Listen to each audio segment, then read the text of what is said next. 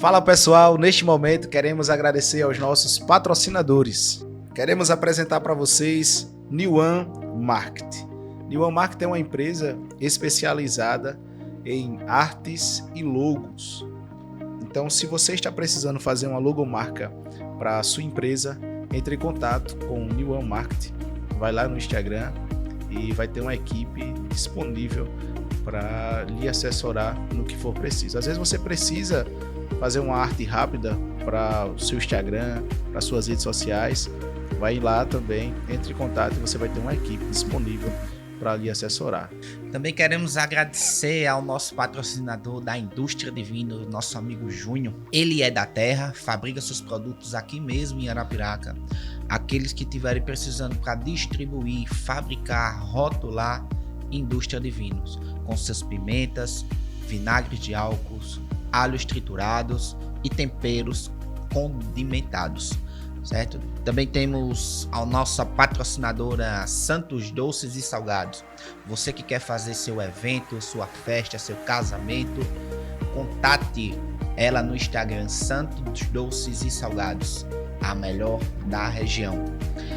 Também, por último, queremos agradecer a Fé Contábil, Grupo Fé Soluções, grupo esse ao qual tem assessoria de contabilidade, assessoramento em departamentos pessoais, contabilidade fiscal, assessoramento em sistemas comerciais, de contas a pagar, financeiro, as notas fiscais, uma gestão de estoque, juntamente com a certificação digital, ao nome de Elisângela Lima, ela quem vai fazer suas assinaturas digitais para se protocolar e emitir suas notas fiscais. A sua contabilidade necessita também de certificação digital.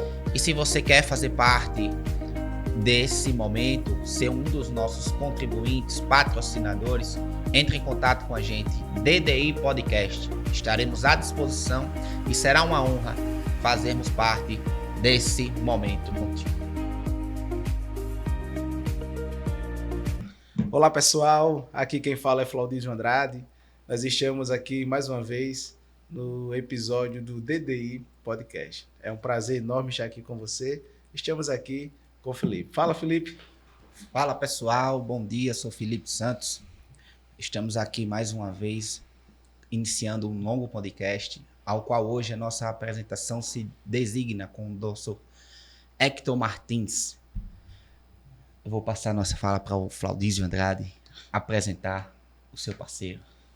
Dr. Hector aqui está conosco. É um prazer enorme estar com o senhor.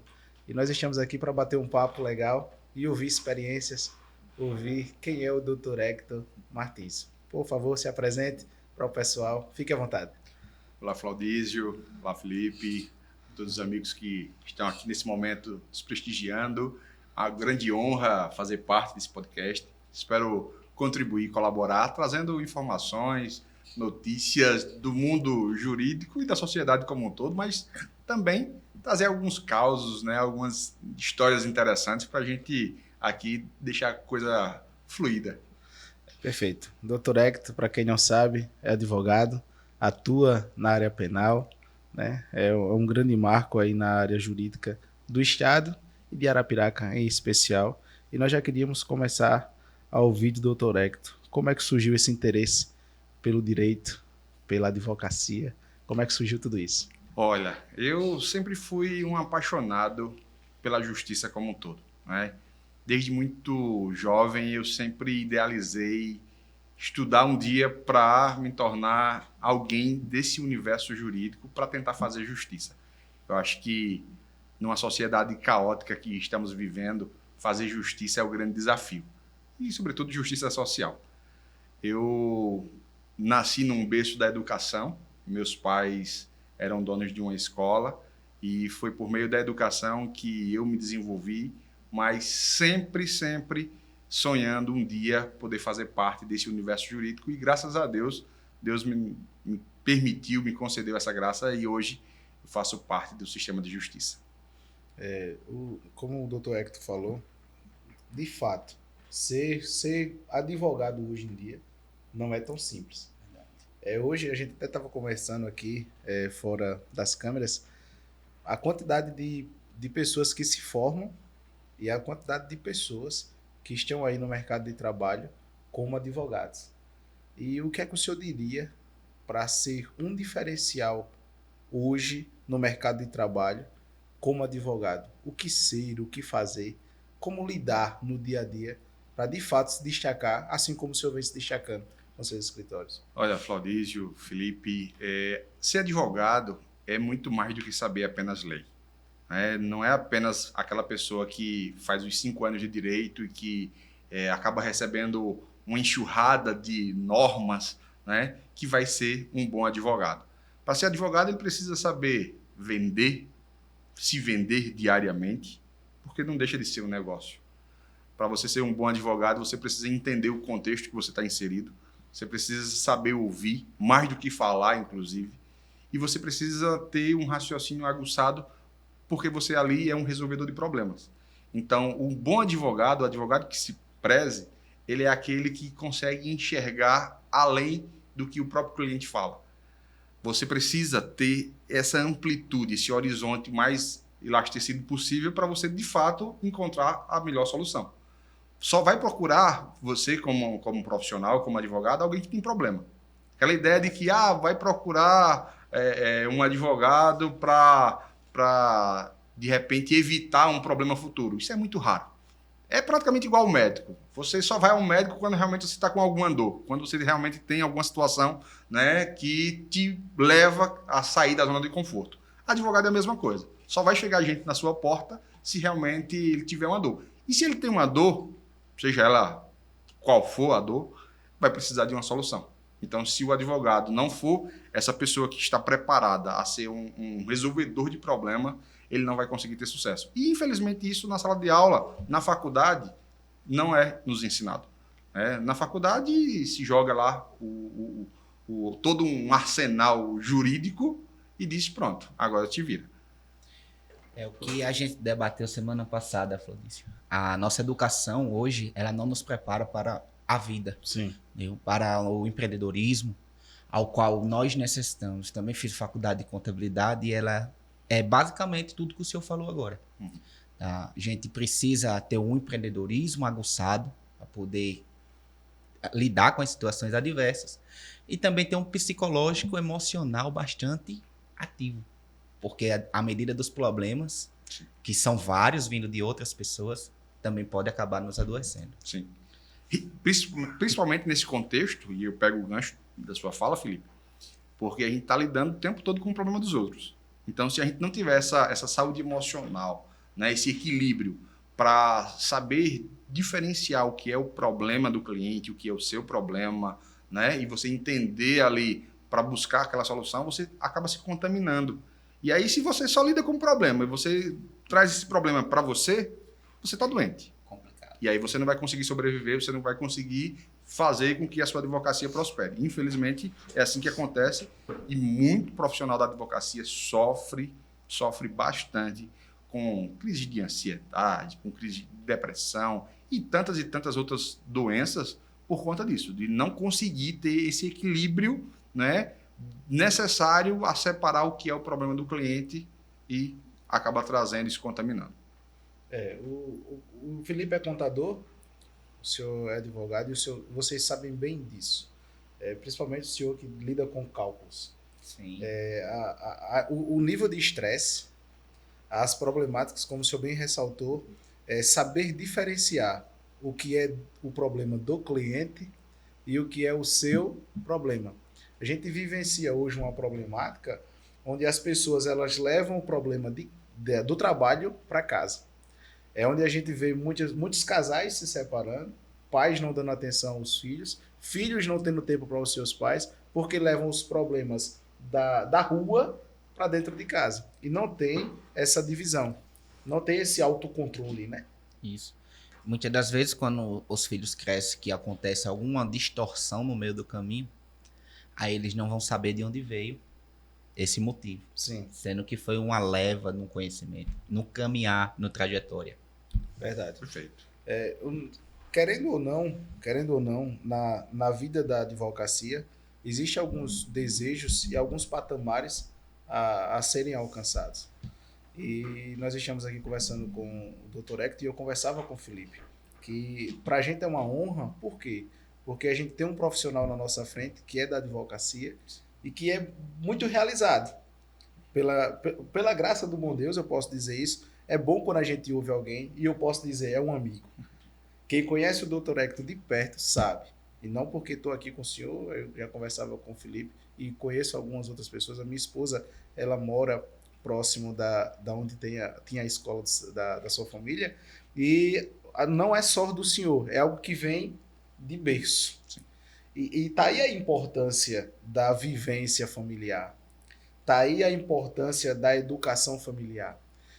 Como a gente falava no episódio passado, sobre, da mesma forma, a questão financeira, que ela é algo que vem de casa, vem de berço. Sim. Tem muitas pessoas que têm um grau de espiritualidade elevado, mas quando diz algo de ordem financeira, não sabe lidar com dinheiro.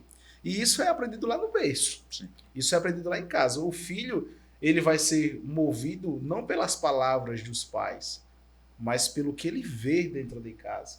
Isso é muito importante. Então, o Dr. Hector, advogado, militante aí, e exerceu por 2 vezes o cargo na presidência da OAB. Como é ser o presidente da OAB? Como foi chegar até aí? Experiências inusitadas que o senhor teve. Repasse para a gente como foi essa vida na presidência, né, da OAB. Olha, Flaudezio e Felipe, eu, apesar de um pouco jovem ainda, eu já tenho uma história muito bacana, uma história de vida, inclusive, e boa parte da minha história realmente se mistura com a história de vida de meus pais. Como eu falei aqui, eu sou fruto da educação, e brinco que eu muitas vezes fui feito numa sala de aula, porque meus pais eram donos de uma escola. E era o sonho da vida de minha mãe ter uma escola. Ela sempre foi professora. E meu pai, em dado momento, acreditou nesse sonho, vendeu tudo que a gente tinha, o pouco que a gente é de família muito simples, para vocês terem ideia. Meu avô materno era um dos primeiros barbeiros de Arapiraca, minha avó vendia cocada para ajudar o sustento da família. Do outro lado, do lado do meu pai, eram agricultores. Então, assim, a gente vem de uma família muito simples. A nossa estrutura financeira sempre foi a mais simples possível. E meu pai acreditou no sonho de minha mãe de montar uma escola e servir, a uma coletividade por meio da educação. A gente se desfez de todo o patrimônio, inclusive da minha primeira bicicleta, e carrega essa frustração, mas, enfim, é tudo muito tranquilo.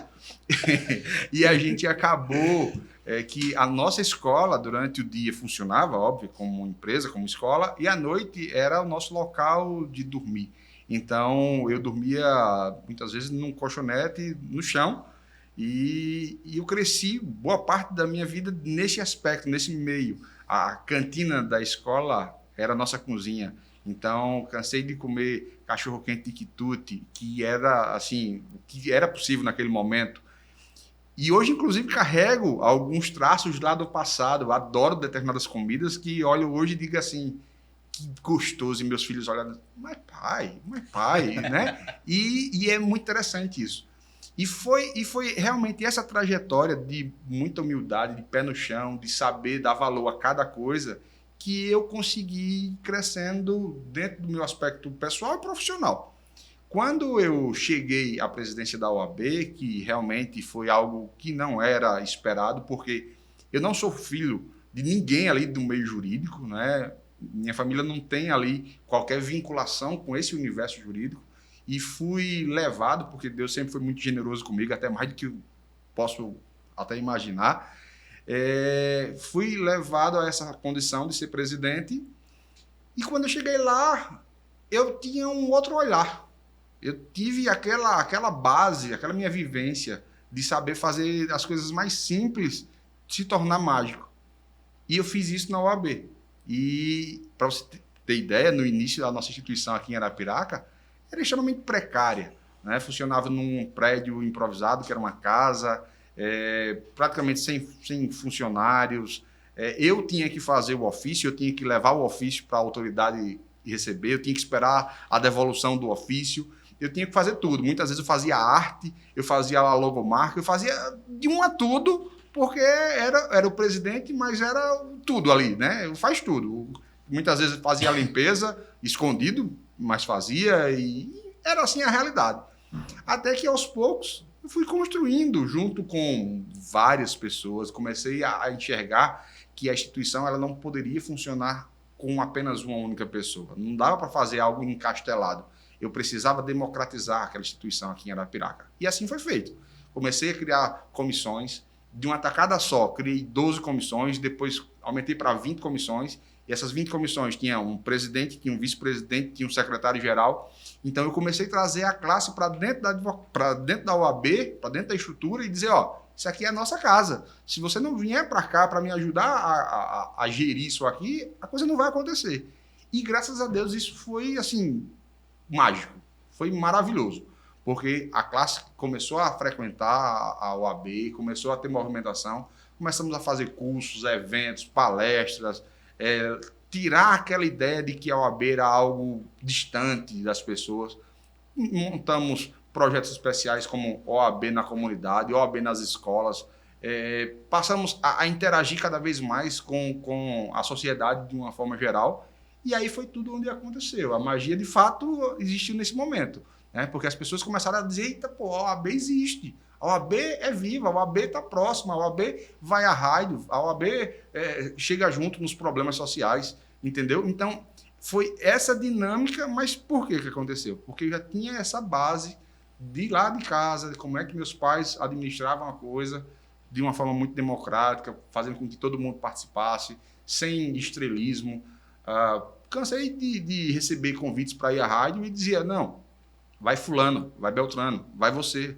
E eles diziam, mas presidente, o senhor é presidente? Eu disse, sim, mas você faz parte da OAB tanto quanto eu. Vai lá, brilha, esse é o momento, vai lá. Então, isso é muito gostoso, porque todo mundo brilha, todo mundo está ali naquela exposição, todo mundo está fazendo a coisa acontecer. Então, é o grande segredo. É um posicionamento muito brilhante da sua parte. Isso é que forma verdadeiramente um líder. Sim. Através desse seu posicionamento, o senhor conseguiu evoluir a classe. Sim. É algo interessante, e tem até uma frase que eu guardo comigo, que um bom líder, ele é conhecido pelo poder da sua equipe, né? Sim. Exatamente. Pelo poder da sua equipe. Então, aquelas pessoas que trazem a glória para si, o estrelismo para si, só ela faz, só ela pode, só ela tem, isso não é um exemplo de liderança. Liderança, pelo que a gente pôde perceber ao longo do período em que o senhor esteve à frente da OAB, a gente identificou uma OAB mais humanizada. Sim. Uma OAB humanizada. E isso, de certa forma, até levava as pessoas a acreditar em um futuro político. Em um futuro político. E essa é uma das pautas. Daqui a pouco o Felipe vai trazer. Mas algo muito interessante foi o OAB na comunidade. E eu acompanhava, não tão de perto, mas eu ouvia nos corredores alguns companheiros, colegas advogados falarem, rapaz, tem um presidente aí, meu amigo, que ele tem uma empatia. Porque assim, até então, eu não me recordo. Me perdoem se porventura existia, mas até então eu não tinha conhecimento de companheiros advogados irem para uma comunidade. Até porque a ideia é que a galera, o pessoal precário, o pessoal que precisa, principalmente na área previdenciária, é que vem até o escritório. Mas daí então, a OAB em si, a uma classe de advogados, deixar o seu escritório, deixar o seu terno, e ir até aquela comunidade, ouvir a real necessidade, até então nós não tínhamos conhecimento disso. E tem alguma experiência, alguma vivência, algo marcante, né, em algum desses atos que destacou-se na vida do senhor? Você poderia relatar aqui? Olha, a OAB na comunidade foi realmente o carro-chefe de vários projetos que a gente desenvolveu, e foram vários, inúmeros, né? Eu poderia passar aqui horas e horas narrando cada um deles com muito carinho, que é igual filho, né? Você não pode ter predileção. Sim. Mas o OAB na comunidade, ele serviu para, de fato, fazer com que o advogado ele se despisse um pouco dessa vaidade, né? De dizer, ó, deixa o terno de lado e vai ser humano, vai ouvir, deixa teu coração tocar o coração do outro, né? Para a partir daí você começar a entender realmente o que é a sociedade, o que é que ela clama e o que é que você, como profissional, pode contribuir para um dia melhor. Então, aquela ideia de uma instituição encastelada, aquilo ali me incomodava muito. Aquela ideia de que dizia, não, vai lá na OAB, e era como se fosse uma coisa assim, lá longe, uma coisa muito surreal. Aquilo ali me deixava impactado negativamente. Então, eu queria buscar uma estratégia de mudar um pouco essa lógica, e a OAB na comunidade serviu para isso, para aproximar. Até porque, assim, já trazendo uma realidade que a gente vivia naquele momento, era o desenvolvimento da Defensoria Pública. A Defensoria Pública, como instituição de Estado, ela já estava crescendo muito, e a população carente, principalmente, buscava muito a Defensoria, e muitas vezes até que tinha condições de pagar um advogado, mas preferia ir para a Defensoria, porque era de graça, óbvio. E isso deixava a classe inquieta, né? Mas por que as pessoas estão indo para a defensoria e não procuram um advogado, muitas vezes com a condição de pagar, né? Muitas vezes com um ganho no final que o advogado poderia atuar? E aí eu digo, olha, para a gente aproximar, para a gente ter realmente essa sintonia, a gente precisa estar lá dentro, vivendo a sociedade.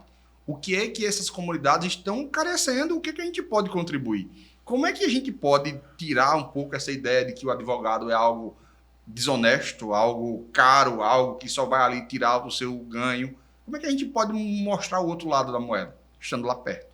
Então, quando a classe começou a entender essa possibilidade, aí tudo aconteceu. Porque a gente ia para a comunidade, levava vários parceiros, levava vários serviços, corte de cabelo, enfim, a gente fazia de um a tudo, né? E, ao mesmo tempo, a gente dava palestras orientando a população de uma forma geral dos seus direitos, que a gente sabe que informação é um divisor de água na vida da sociedade. Então, a gente ia lá, conversava, esclarecia sobre os mais diversos direitos, conseguia tornar ali uma sinergia, algo interessante. E aí, obviamente, lá na frente, quando uma população dessa precisasse de um serviço jurídico, ia entender que o advogado também estaria ali para servir, estaria ali para ser também um parceiro e não apenas a defensoria. Então, assim, foi de uma dor, de uma necessidade, que a gente conseguiu enxergar algumas outras perspectivas e aí tudo aconteceu de uma forma muito prazerosa. Eu, particularmente, tenho um carinho muito, muito grande por esse projeto. É uma pena que esse projeto não foi dado seguimento por outras gestões e aí, enfim, tem muito aspecto político envolvido nisso, infelizmente, e quem só perde com isso é a própria sociedade e também, obviamente, a classe que acaba voltando àquele início de afastamento. Pegando o gancho da política, o senhor se candidatou, o senhor pleiteou aí um cargo político e nós estávamos conversando aqui nos bastidores. Quais foram os pontos positivos e negativos que o senhor pôde vivenciar na política? Olha, o lado positivo, sem sombra de dúvida, é você parar sua vida um pouco para você pensar em políticas públicas que sejam realmente eficientes para uma coletividade. E talvez pela minha história de vida, pela minha trajetória, eu sempre fui muito voltado para o aspecto social. Não é à toa que a gente acabou de falar aqui de um projeto da OAB que era nesse sentido. Eu sempre vivi muito esse aspecto social, né? Sempre ajudei muito, sempre gostei de estar inserido, sem precisar aparecer, sem precisar divulgar, porque eu acho que quem faz esse tipo de entrega não precisa estar o tempo todo ali se vangloriando, dizendo que fez ou que deixou de fazer. Acho que isso é você e Deus, acho que é o mais interessante. E quando eu decidi, foi um susto para todos, porque assim como da OAB, eu também não venho de família política, né? Não tenho nenhum esteio, nenhuma pessoa que de repente pudesse colocar a mão e dizer, não, agora eu vou lhe apadrinhar. Não, nunca existiu isso. Mas, pela minha vivência, eu percebi que eu poderia colocar meu nome, como eu entendo que qualquer pessoa da sociedade pode colocar o nome à disposição, né? Para que, de fato, a coisa, de repente, venha a mudar. Eu sou um inquieto, eu sou um insatisfeito constante. Eu não consigo viver em zona de conforto, eu não consigo enxergar problemas e ficar de braço cruzado. Me dá uma gastura, me dá uma inquietude e eu quero fazer algo para mudar. Naquela ocasião, eu percebia que o quadro político de Arapiraca era sempre o mesmo, mesmas panelas, mesmas pessoas, mesmos personagens. E eu disse, poxa vida, por que um filho da terra não pode, então, se candidatar? Porque naquela ocasião em que eu disputei, eu acho que eu era o único filho da terra, natural daqui. E aí, de repente, vinha gente de tudo que era lugar, um de Palmeira, outro de Giral, e outro de Garanhuns, salvo engano. Enfim, não tenho nada contra, mas, poxa vida, eu sou daqui. Eu posso colocar meu nome à disposição. E tenho um serviço prestado, tenho um histórico de vida bacana, e vou colocar aqui as minhas ideias. Se a população vai querer ou não, aí não depende de mim. Eu vou fazer a minha parte. Se a população aceitar, ótimo. Se ela não aceitar, paciência, não sobrevivo de política, não venho desse ninho de política, não sou, não tenho minha estrutura montada em torno de política, então não tenho nada a perder.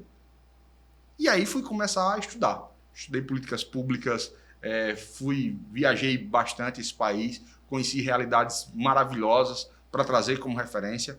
Fiz um projeto político, de políticas públicas muito consistentes, todas as áreas, saúde, educação, até segurança pública. Enfim, fiz a coisa que realmente era para fazer. Se todos tivessem essa capacidade de sentar e pensar em políticas públicas eficientes, a gente tinha um outro patamar. Infelizmente, a gente sabe que na política tem outras coisas além de apenas colocar o nome, para você ser ou não eleito. Nesse caso, infelizmente, não logrei êxito, paciência, vida que segue, não me prejudicou em absolutamente nada. Obviamente, se eu tivesse tido a oportunidade, hoje estaria aqui discutindo políticas públicas de uma forma geral, Mas não é o caso, então vida que segue, sigo na minha advocacia, que é o que eu amo, que eu sou apaixonado e que não sei fazer outra coisa bem como eu faço na advocacia.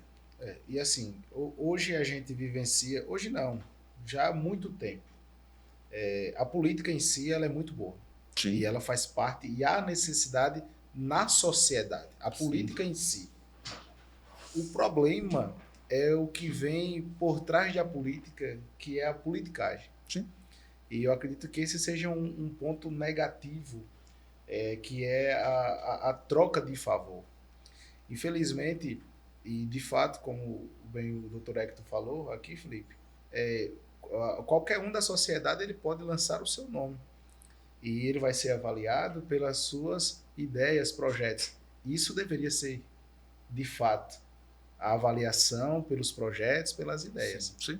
Mas, infelizmente, a gente vivencia numa sociedade em que o que é que eu ganho com isso? Sim. Sim. O que é que eu vou ganhar em troca? E as pessoas não estão preocupadas, muitas delas, não generalizando, mas a sua grande maioria, não com o futuro, mas com o presente imediato. Isso. Porque a população ela distorceu a política. Isso. Ela tem outro pensamento do que é política. Sim.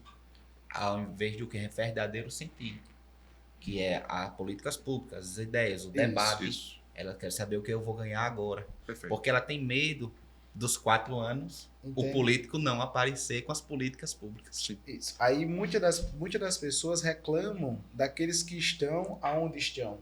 Mas, na verdade, há um reflexo de quem está lá em relação a quem está cá. Sim. Infelizmente, as pessoas elas não pensam no futuro, como eu bem ressaltei. Pensam apenas no imediato. O que é que eu ganho com isso? E a gente entra naquilo que já se tornou uma rotina. O saco de cimento, o milheiro de tijolo. Sim. Infelizmente. Sim. É algo cômico, mas é real.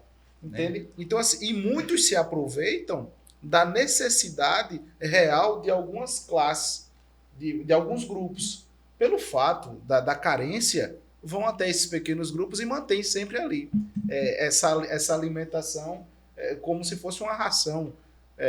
Olha, eu vou te dar agora. Sim. E caiu na cabeça da sociedade aquela ideia. São todos iguais. Sim. Agora, olha que interessante. Eu, quando fui candidato, eu fui estudar, obviamente, para entender um pouco mais esse contexto. E eu vi dados surreais. Eu vi dados em que apontavam que, por exemplo, o nível de corrupção, do ponto de vista eleitoral, estava em maior escala, inseridos naquelas pessoas de ensino superior.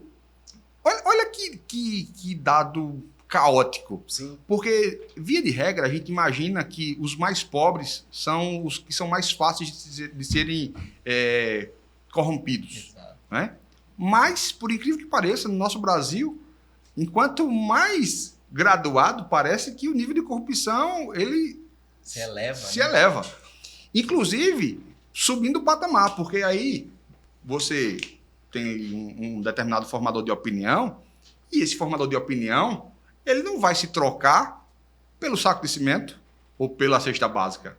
Ele vai se trocar pelo emprego público. Ele vai, né? Ele quer a boquinha, ele quer ali o espaço dele lá na prefeitura, ou dele, ou da filha, ou do filho, do genro, enfim, ele quer o espaço dele garantido, ou, de preferência, que ele nem precise ir lá trabalhar, mas ele quer a mesada dele todo mês. Sim. Então, imagina que o nível de corrupção acaba acontecendo de uma forma ainda mais ampliada. Aquele que receberia apenas um saco de cimento, sei lá, nem sei quanto é o saco de cimento hoje, mas era um saco de cimento lá apenas como troca de voto ali, ponto.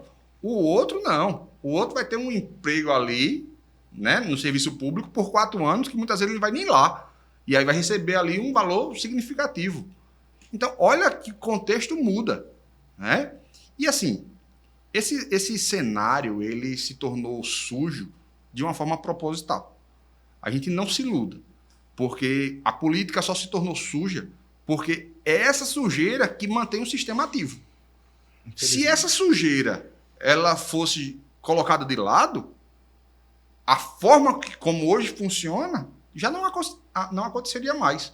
Não teria mais a troca de favor, não teria mais a barganha, nada disso aconteceria. Mas o sistema faz com que isso permaneça. O próprio sistema deixa a coisa suja até para que o homem de bem não queira participar. O homem de bem pensa logo, rapaz, eu vou me meter com política? Eu vou me sujar com isso? Eu ouvi todo dia, eu escutava de alguém, rapaz, você é um homem de bem, vai se meter com política? E eu dizia, justamente por isso. Porque se os homens de bem se afastarem disso, é o que eles querem. Eu estou indo do sentido contrário do sistema. Eu estou colocando meu nome justamente para dizer assim, ó, tem um doido ali que está disposto a meter a cara e dizer assim, chega, basta. E provavelmente o senhor escutou que quando o senhor ganhasse, provavelmente o senhor se corromperia. Sim. Porque é essa a ideia que a população tem. Sim. Se você é bem hoje, mas quando você ganhar, você vai se corromper. Sim. E o problema é, realmente, uma andorinha só não faz verão, isso é um ditado popular. A população precisa mudar a sua mentalidade, o seu contexto e passar a levar mais pessoas de qualidade para dentro do sistema, para que o sistema mude. Porque, de fato, se você elege só um vereador que tenha esse pensamento, né, e em contrapartida você tem lá tantos e tantos outros que só pensam na corrupção, aquele coitado ali vai sofrer o pão que o diabo amassou e não vai conseguir avançar. Exato. Mas se a sociedade começa a mudar essa dinâmica e começa a levar mais pessoas de bem, homens e mulheres, aí a coisa muda. O filme Tropa de Elite, ele relata muito bem sobre o sistema, Uhum. quando o senhor estava falando aí. Ele fala que o sistema ele é complexo, fechado, e não tem como ter muitas divergências do que é que ser relatado. Na verdade, tem um autor que ele fala que, eu não me recordo agora, que existem séries, existem filmes que são baseados, de fato, em histórias reais. Sim. Na verdade, a realidade tenta imitar a novela, porque tem coisas que parecem coisas de filme mesmo. Sim. E hoje, como o senhor bem ressaltou, o homem de bem, ele está tão traumatizado com os cenários da sociedade, que quando chega alguma ideia, uma nova ideia, o que garante que vai ser diferente? Sim. Até por conta de alguns que infelizmente disseram e prometeram ser o diferencial e quando chegaram lá, se corromperam. Mas aí a gente pega o gancho e é aquela velha ideia de que você está aqui com um copo, metade de água. Você tem a possibilidade de enxergar ele meio cheio, meio vazio. Sim. Né? O que é que muitas vezes a sociedade enxerga? Nivela todo mundo por baixo. Não, todo mundo é ruim. Exato. E aí, acaba fazendo o quê? Elegendo tiriricas da vida. Com todo respeito ao ser humano tiririca, né? Mas o tiririca é um personagem e que, assim, só reforça aquela ideia de que cada povo tem o governante, o político que merece. Né? A partir do momento em que a sociedade começasse a levar mais a sério, ela teria uma resposta mais eficiente também do sistema político. Mas, infelizmente, não é assim que funciona. E aí, o que é que isso acaba resultando para a nossa sociedade? Quem é que faz as nossas leis?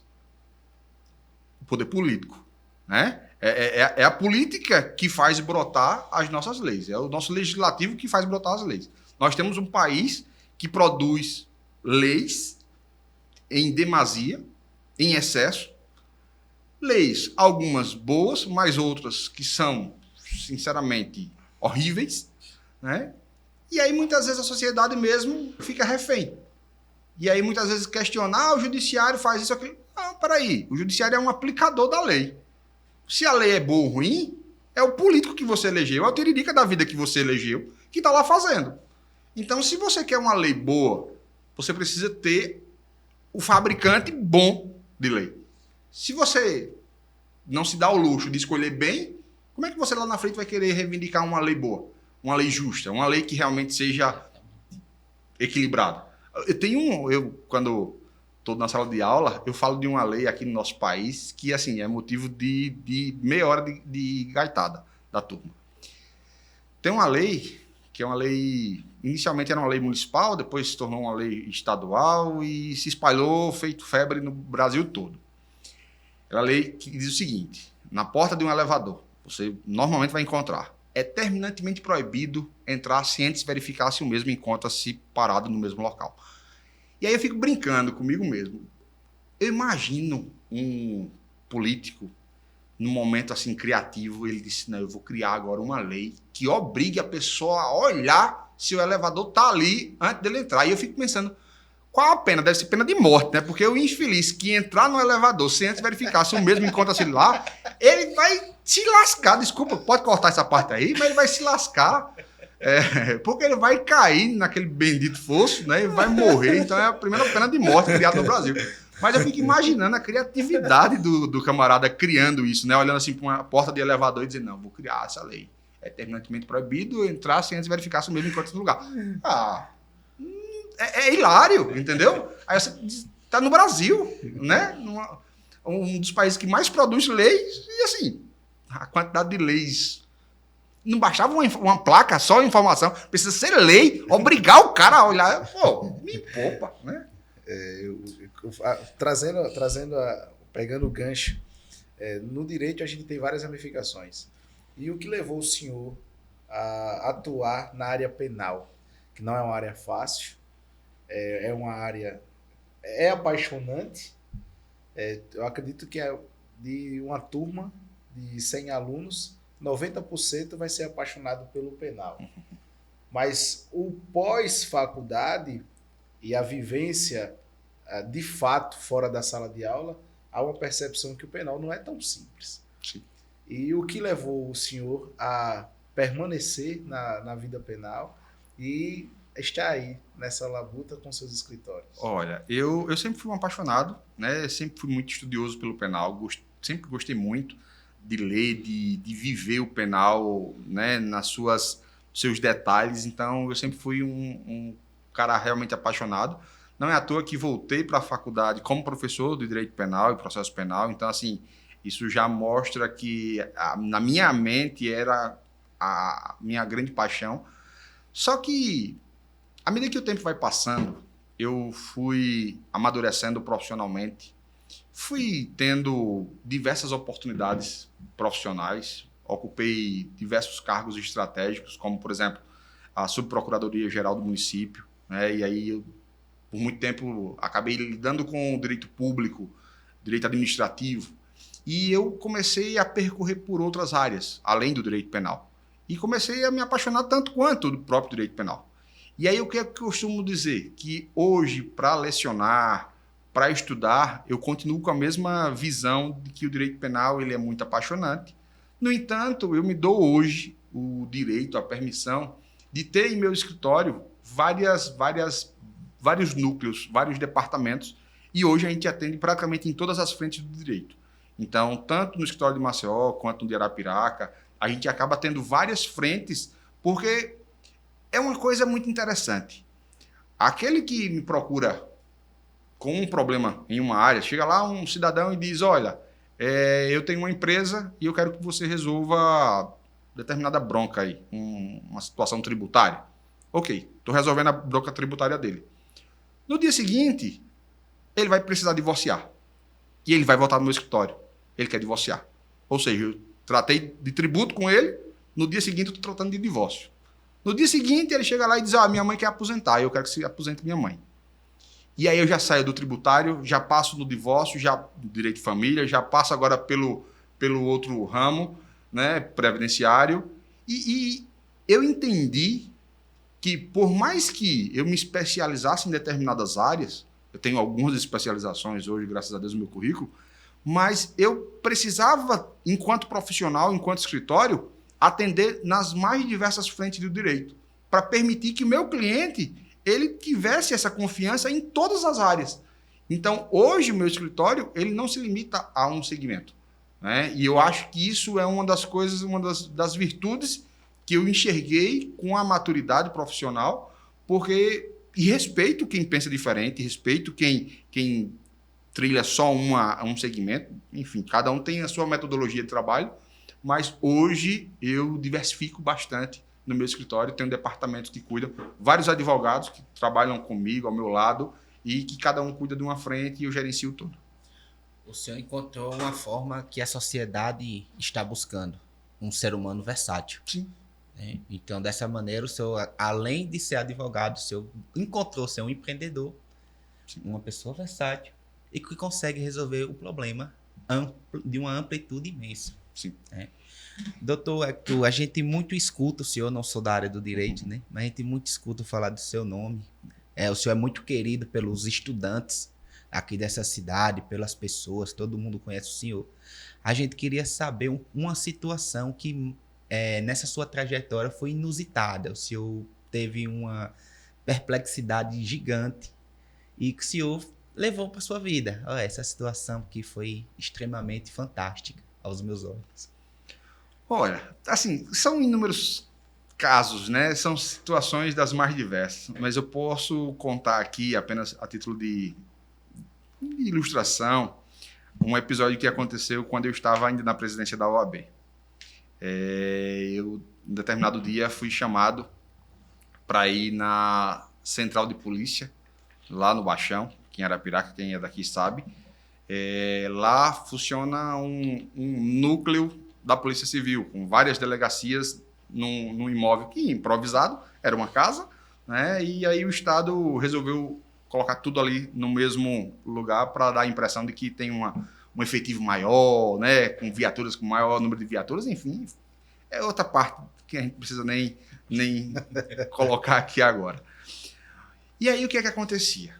Nesse dia, eu recebo a ligação, doutor, o senhor, enquanto OAB, Direitos Humanos, tem como dar um pulinho aqui na central? Está acontecendo uma situação aqui bem caótica. E eu disse, tá, vou. Estou na chuva, né? Vamos olhar, vou lá ver o que é que está acontecendo. E eu chego lá e me deparo com a cena, que da porta você já percebia um aroma diferente, um mau cheiro insuportável, né, de fezes. E aí, o que é isso? O que está acontecendo aí dentro? Né? E aí, só fazendo um gancho, é uma casa improvisada, né, e pegaram o banheiro da casa, que todo mundo sabe que é o menor lugar de uma casa, né, o cômodo minúsculo, e colocaram como cela. Né? Não sei se vocês têm esse conhecimento, mas era assim que funcionava por muito tempo aqui na Central de Polícia. E esse cômodo minúsculo, que já é o banheiro, ele era dividido em 3 partes, ou seja, o que é pequeno ficava menor ainda, para adequar ali às necessidades da polícia. E nesse dia, tinham prendido um deficiente mental. E esse deficiente mental, ele estava no centro da cidade, em algum algum lapso aí, e ele estava destruindo uma lixeira. Estava dando soco numa lixeira, estava destruindo uma lixeira pública, né? E aí a viatura passou, viu a cena e disse, rapaz, tá preso, dano ao patrimônio público.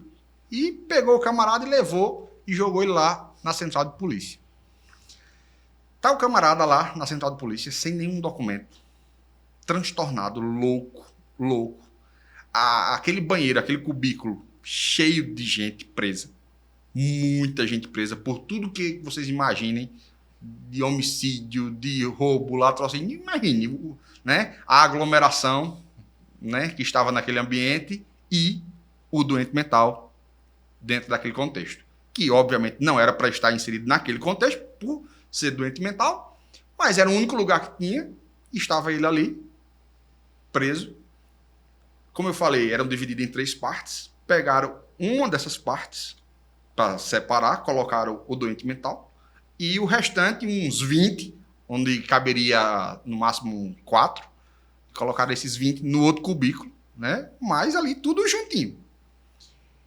E, de repente, o doente mental, que, obviamente, era o banheiro ali, não tinha como fazer as necessidades fisiológicas de uma forma natural como a gente faz, num ambiente reservado, enfim. Normalmente a urina era feita em garrafa PET, né? E o número 2, como a gente brinca, é feito num outro recipiente. O que é que ele estava fazendo? Simplesmente defecando, pegando com a mão e jogando nos demais. Sério. Imagina a cena caótica de guerra, com cerca de 20 pessoas presas por homicídio, latrocínio, roubo, furto, caos. E do outro lado, um doente mental, totalmente transtornado, né? Achando que estava abalando ali, fazendo as necessidades fisiológicas e jogando nos outros. Então, imagina a precariedade da situação. E aquele cheiro que da porta você já percebia, né, que algo não estava certo ali, não estava legal. E aí eu me deparo e a primeira coisa eu pergunto ao delegado, mas por que não soltou esse camarada? Porque ele não tem documentação nenhuma, a gente não conseguiu localizar a família, a gente não conseguiu fazer com que o juiz soltasse, porque não tem documentação, não tem nada. Ele estava aqui, a polícia pegou, trouxe ele, despejou ele e pronto. E aí, como você lidar com um negócio desse? Né? Ele não estava, o maquinário que fazia a identificação, agora fugiu o nome, que tem um nome técnico para isso, mas para identificar aqui as digitais não estava funcionando, não tinha como liberar o camarada de nenhuma forma. E o camarada estava lá, jogando fezes na cara de outros 20 que estavam lá presos, dos mais diversos, da mais diversa periculosidade, e ele lá naquele momento de descontrole. E aí chama a OAB, por meio da sua Comissão de Direitos Humanos, né, o presidente, enfim, para tentar encontrar uma solução para aquilo. E aí você olha assim e diz, meu Deus do céu, me ajuda a tomar alguma decisão, né? E aí foi quando a gente começou a mobilizar, fazer a rede de contato e até que transferiu ele, pelo menos durante aquele momento de 24 horas, para um local apropriado, né, um manicômio lá, para que ele pudesse ficar aguardando enquanto se encontrava a família e aí liberasse. Mas imagina o caos instalado, né, em que você tem ali já uma estrutura deficitária, uma estrutura totalmente inapropriada, né, guardando 21 presos, 20 num cubículo que caberia 3 ou 4. Pra vocês terem ideia, tinha gente dormindo numa caixa de ar-condicionado que ficava para dentro. Então, assim, era de uma realidade caótica. E ainda tinha um cidadão transtornado jogando fezes na cara dos outros. E esses outros, obviamente, ameaçando até a 14ª geração da família dele, né? Vou matar não é só você, não. Vou matar, assim, a quem nascer daqui 100 anos morre, né? Porque o circo pegando fogo. Imagina a cena. O Ben Felipe falou, o senhor é bem querido pelos alunos. Hoje o senhor está em sala de aula? Não, desde que eu saí para disputar, né, a questão política, partidária, eu me afastei, me ausentei da sala de aula E aí, depois da política, eu preferi cuidar da expansão dos meus escritórios. Então, resolvi abrir outras unidades do escritório e aí, por conta disso, ficava inviável voltar para a sala de aula. Mas é algo que, cedo ou tarde, eu vou voltar porque eu não sei ficar muito distante desse ambiente, é um ambiente muito gostoso, que, embora não rentável, né, a gente bem sabe que é uma realidade caótica, né, para quem é professor, mas é para quem tem vocação, para quem tem aquele gosto, aquele olhar mais, né, aquele olharzinho diferenciado. Você sabe o que eu tô falando, não sabe?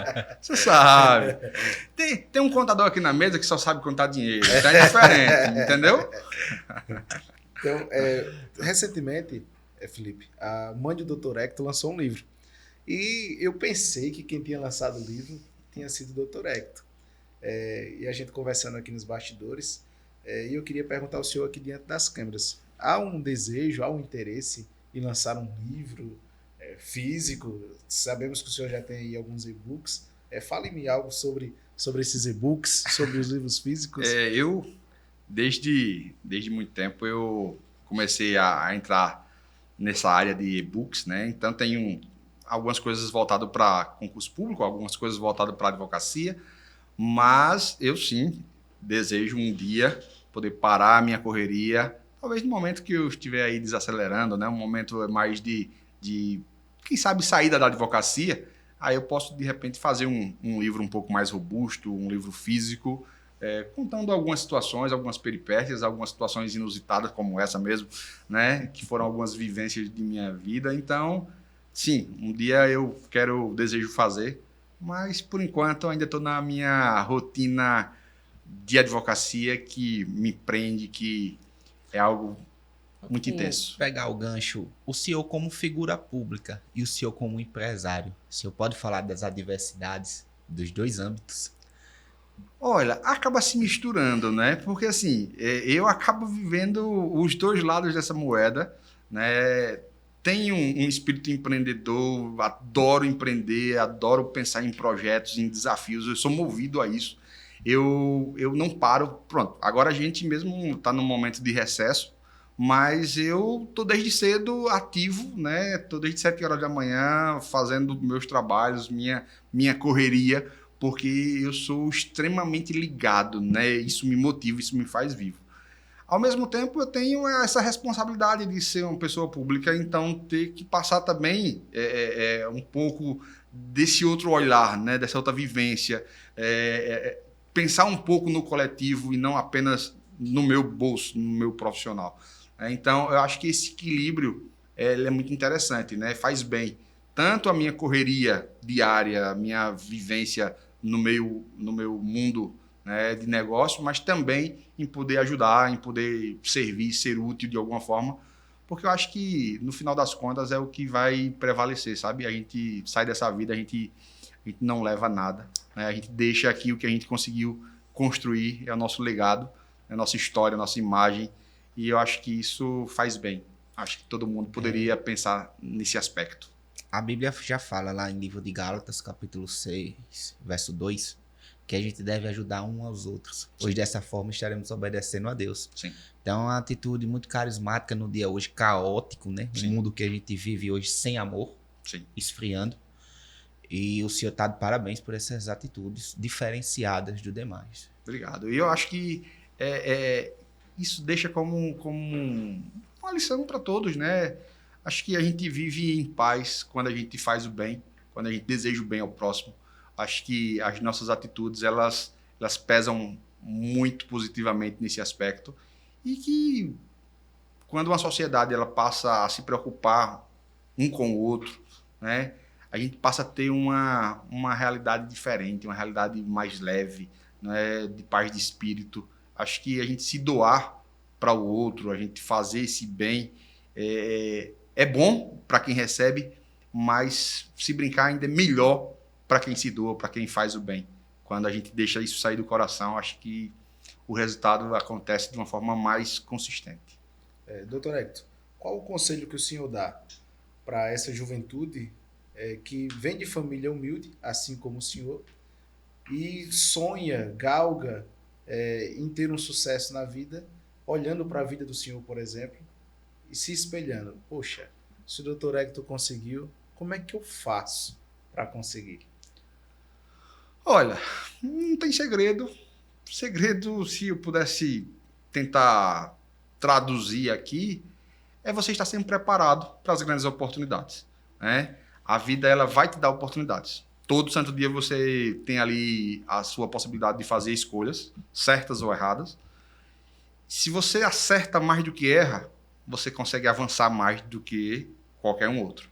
Então, é estar pronto, né? Porque todo mundo acaba tendo, em algum momento, a oportunidade. Seja a oportunidade de ser feliz, seja a oportunidade de se desenvolver, seja a oportunidade de crescer.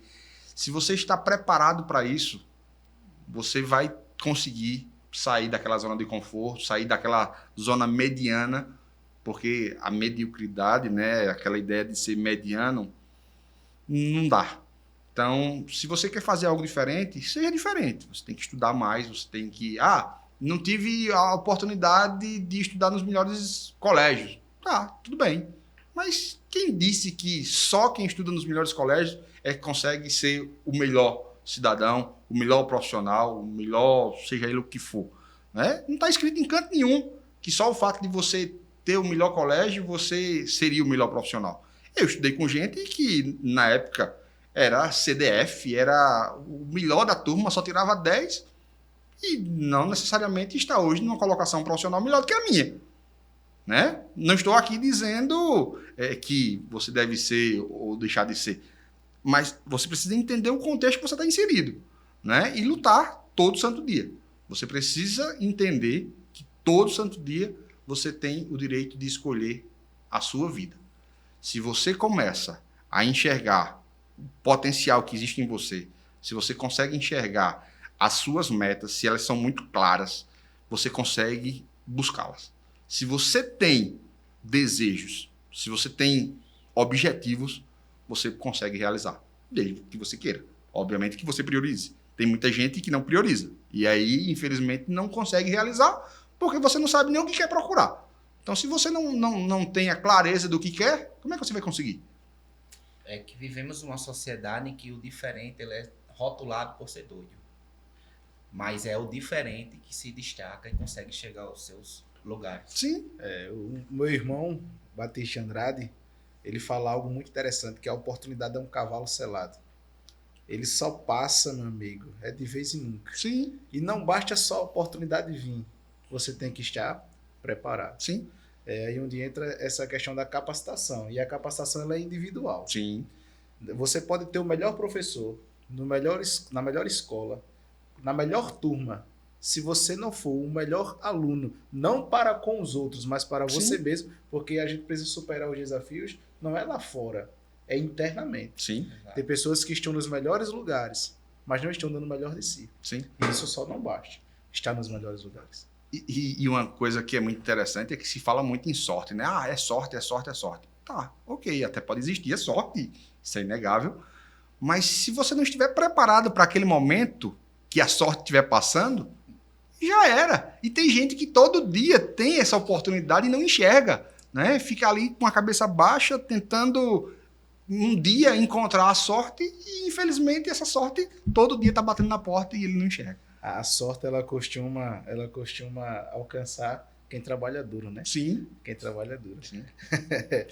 Doutor Hector, já se aproximando do final desse bate-papo tão agradável, mas eu queria saber do senhor, em relação à vida da advocacia, para o futuro advogado, o aluno que está saindo da sala de aula, que está indo prestar OAB, esse aluno que já se frustrou fazendo a prova, ou muitas das vezes galga o mercado de trabalho, para não ter uma visão limitante, o que é que ele precisa para ser um diferencial? Ele precisa, de fato, ter um pouco dessa loucura, que o Felipe acabou de falar agora há pouco, né, que muitas vezes a gente é rotulado por louco, porque pensa fora da caixinha, pensa diferente, e muitas vezes quem é diferente acaba tendo esses rótulos dos mais diversos, mas você só consegue se diferenciar, se destacar, se você tiver realmente um tempero diferente, se você tiver um algo a mais. Não adianta você ter hoje aqui no nosso país cerca de quase 1,5 milhão de advogados. Se você for apenas mais um advogado, não vai fazer diferença nenhuma. Você não vai ser diferente, não vai chamar atenção, você não vai conseguir ter êxito na sua profissão. Né? Você tem que saber se diferenciar, e se diferenciar de forma positiva. Né? Você precisa ser bom no que faz, você precisa resolver problemas, você precisa saber atender bem o cliente, você precisa ter a estratégia bem definida na sua cabeça para você enxergar o problema e saber quais as melhores soluções. Porque o cliente ele chega lá e diz assim, ó, tá aqui, o problema é esse, resolva. E se você não estiver preparado para buscar a melhor estratégia, acabou. Porque você não vai encontrar a melhor estratégia, aquele cliente vai ficar insatisfeito, ele vai encontrar um outro profissional, que o outro profissional vai dizer, olha, o caminho é esse aqui. E ele vai dizer, rapaz, eu confiei a minha demanda, a minha causa, meu processo, muitas vezes o processo da vida dele, a uma pessoa que não estava preparada para aquilo. Então, assim, o direito, ele exige uma constante atualização do profissional. Eu já comprei livro que já chegou na minha casa desatualizado. Você tem ideia de como é a dinâmica da coisa. Então, assim, você tem que estar o tempo todo se capacitando, se atualizando. E isso serve também para o dia a dia da advocacia. Não só o aspecto jurídico por si só, mas você tem que estar aí preparado, por exemplo, para o mundo virtual. Hoje, as demandas chegam no meu escritório também pelo WhatsApp, pelo Instagram, pelo Facebook, por vários canais que até pouco tempo atrás não existia. Eu estou com o telefone agora desligado, mas se ele tivesse ligado, tenho certeza que já tinha aqui pelo menos 3 ou 4 mensagens de alguém perguntando alguma coisa de direito. Então, é uma rotina. Agora, você precisa estar preparado para isso. E você está acompanhando a evolução dos tempos. Não adianta hoje você querer ser um advogado bem-sucedido se você não acompanha a evolução do tempo. Se você não está ali atento ao que é de novo que existe, você está ficando para trás. Então, você daqui a pouco está na época ainda que estava na máquina de datilografar, né? Ali fazendo história, né? Enfim. Felipe trouxe uma lembrança em nome do DDI Podcast. Vai entregar o podcast. Olha só. Muito obrigado pela sua participação. Eu que fico honrado. Olha, fiquei nervoso agora. Pode cortar essa parte também. Olha aí. Vamos lá. Eu não sou muito... Na verdade, isso é uma das dificuldades da vida. Uma das dificuldades da vida. Quem dera se toda dificuldade fosse em forma de presente, né? A gente ia estar eleito. Mas Abrir olha presente só. é complicado. Abrir presente, principalmente assim, ó, nas frente das câmeras, aí é um pouquinho mais difícil, mas ó. Aproveitando. Eita, Rapaz, Aí, Felipe, mano. você embalou o negócio. Olha aí. Rapaz, tá vendo aí? Muito obrigado, minha Para o gente. senhor tomar o seu café lá no Olha. seu, Agora na sim. sua empresa, viu? E espero vocês lá Sim, para retribuir sim, e tomar sim. o café. Sim. Vai ser um enorme Será uma honra. Doutor Hector, partindo para o final, qual a mensagem que o senhor deixaria para aqueles que estão nos assistindo, para aqueles que são os nossos telespectadores no podcast, DDI Podcast, que está iniciando e nós temos prospecções futuras, nós que estamos aí adentrando no ano de 2024, qual é a mensagem que o senhor deixa nesse final de episódio? Olha, que você não espere que outra pessoa venha a te instigar, que você não espere dos outros, que a motivação venha de dentro, que você acredite no seu próprio potencial, que você trace seus objetivos e que você vá buscá-los. Não descanse até consegui-lo. Você não tem a menor dúvida que tem um potencial, só que precisa acreditar no seu próprio querer, na sua própria vontade. E óbvio, o espaço está aberto, o céu está aberto para todos aqueles que creem, que querem fazer a coisa acontecer. E é o que eu deixo de mensagem especial. É acreditar, é ter força de vontade, de perseverança, de saber que, por mais que seja difícil algo, mas se está ali na sua mente, é possível realizar. Então, que a gente tenha muita paz, muito sucesso, muita prosperidade, aproveitando agora que a gente está entrando aí num ano novo, um ano especial, que Deus possa nos abençoar a cada dia, né, juntar os nossos, para que a gente, de fato, consiga alcançar os nossos objetivos, se assim for da vontade dele, porque também não adianta a gente alcançar se não for da vontade dele, né? A gente não consegue prosperar se não for dessa forma. Então, que Deus nos abençoe em todos os nossos projetos, em nossas ideias, e que assim a gente cresça cada dia mais fazendo bem. Acho que esse é o importante. Eu quero fazer como a gente faz sempre de costume com os nossos entrevistados aqui, um bate e volta rapidinho, um time. Asa, eu vou dizer outro, não posso, jamais, não posso. Um livro. Um ponto de inflexão. Como? Deixa eu anotar. Ponto de inflexão. Ponto de inflexão. Ele estava na agulha, viu? Rapaz. Um autor. Augusto Cury. Augusto Cury. Uma cor. Branco para ser a paz. Rapaz. Uma palavra. Amor. Amor. Ano novo, né? Não é? Ano novo. Estamos em clima. Um nome. Um nome. Força. Força. Uma peça de roupa. Eu vou colocar um terno, né? Que é o que mais representa a advocacia, né? Não? Estava esperando. Não é? Não tem como fugir, não, né? E o que é a vida para o Dr. Hector? A vida é uma arte. É uma arte de aprender, de errar, de acertar, de se reinventar, de não deixar se levar e de fazer a magia acontecer. Perfeito. Felipe, fala aí. Dr. Hector, é um prazer estar conhecendo o senhor, né? Como eu estava falando em off, a gente só escuta falar do Dr. Hector. E eu quero te desejar um sucesso de paz, amor, né? Prosperidade. E te dizer que a gente está de portas abertas para estarmos em debates, em políticas públicas, em opiniões e ser o diferente, que é isso que nos rotula, o chamado doido. A ideia, a gente até comentava que o que impulsiona o avião não é o vento favorável, né? Sim. É o vento contrário.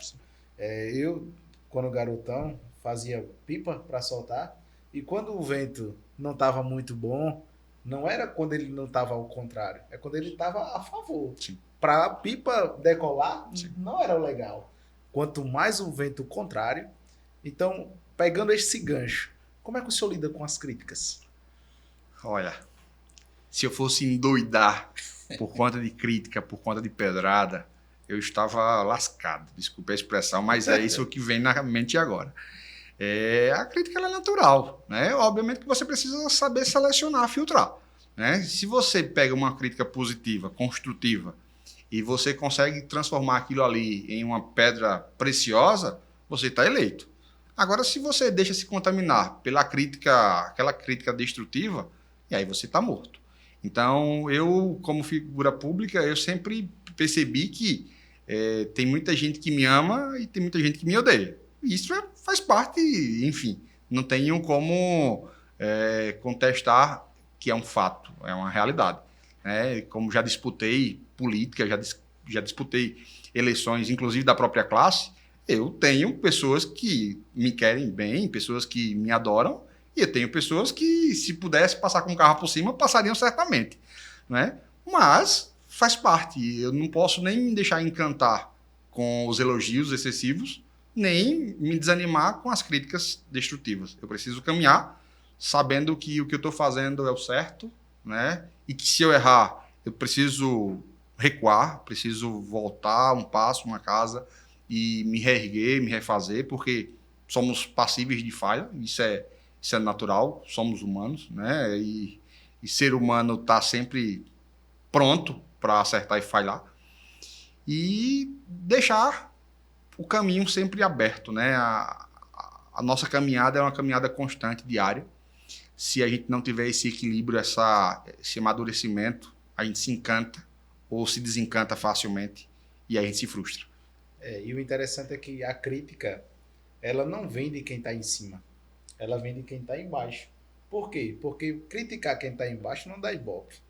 Só dá ibope quem criticar quem está em cima. Sim. O olhar, eu tenho um seminário, um estudo de Pablo Marçal, As 7 Camadas de Identidade, que ele fala que o olhar de cima para baixo é de compaixão e de baixo para cima é de crítica. Então, se você de fato está num patamar elevado, quando você olha para alguém que está fazendo algo que não é o correto, o seu sentimento é de compaixão. O que essa pessoa está fazendo? Mas quando está abaixo, aí vem a crítica. Por quê? Porque ela dá ibope. Você, na verdade, quer chamar atenção para si. Sim. Não tem outra alternativa, então você vai criticar. Sim. E a ideia do inimigo, a gente tem que saber ponderar até que ponto isso é positivo ou negativo. Sim. De fato, quem é esse tal inimigo? Sim. Muitas das vezes, nossos inimigos somos nós mesmos. Sim. Muitas das vezes. Então, é um prazer enorme estar aqui com o Dr. Hector. Dá vontade de continuar e até, meu irmão. São experiências de vida, É né? verdade. Que bom. É um Vamos evoluir. podcast muito agradável na manhã de hoje. Então, DDI Podcast é isso, né? É um podcast diferente, divertido e inteligente. Então, Dr. Hector, muito obrigado. Que Deus continue te abençoando, Amém. iluminando o seu caminho e sendo sempre essa pessoa que o Senhor é. Uma pessoa, não porque estou na frente do Senhor, mas eu digo e repito, uma pessoa nota 1000. Não é verdade, Felipe? Que Deus continue abençoando. Felipe, muito obrigado. Muito obrigado por tudo. Estamos aqui à disposição. Pois é. Que Deus abençoe a todos e estaremos aí em breve. Você acompanha nosso canal aos sábados, às 5 horas da tarde. Sim. Será lançado o nosso evento. Semana que vem será ano novo e teremos mais gravações. Sim. Curta, compartilhe e nos elogie para que a gente saiba que vocês estão gostando do nosso programa. E se não gostar também, deixe lá o porquê não gostou para que a gente possa melhorar. Valeu, Jean. Valeu, Felipe. Valeu, Dr. Hector. Valeu.